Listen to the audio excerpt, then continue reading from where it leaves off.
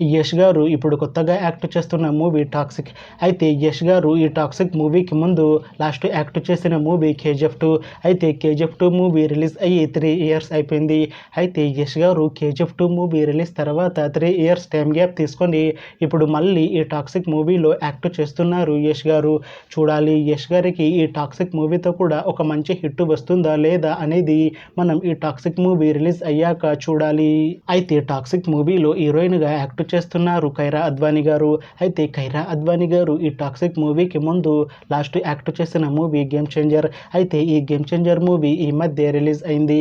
అయితే కైరా అద్వానీ గారు ఈ గేమ్ చేంజర్ మూవీ రిలీజ్ తర్వాత కాస్త టైం గ్యాప్ తీసుకొని ఇప్పుడు మళ్ళీ ఈ టాక్సిక్ మూవీలో యాక్ట్ చేస్తున్నారు కైరా అద్వానీ గారు.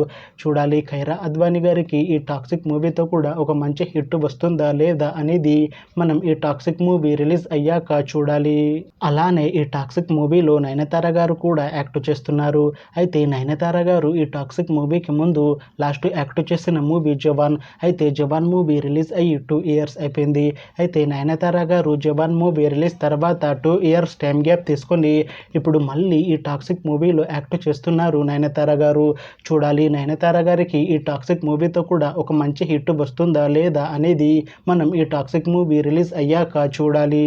అయితే టాక్సిక్ మూవీ టీం ఈ మధ్య ఒక చిన్న టీజర్ని విడుదల చేసింది. అయితే దానికి మంచి రెస్పాన్స్ వచ్చింది. అయితే ప్రస్తుతం టాక్సిక్ మూవీ టీం షూటింగ్లో బిజీగా ఉన్నారు.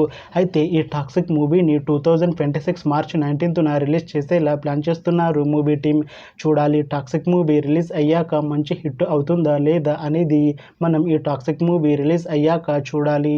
Thanks for watching this video friends. మీకు ఈ వీడియో నచ్చితే ఈ వీడియోని లైక్ చేయండి. ఇంకా ఇలాంటి మూవీ అప్డేట్స్ కోసం ఈ ఛానల్ని సబ్స్క్రైబ్ చేసుకోండి.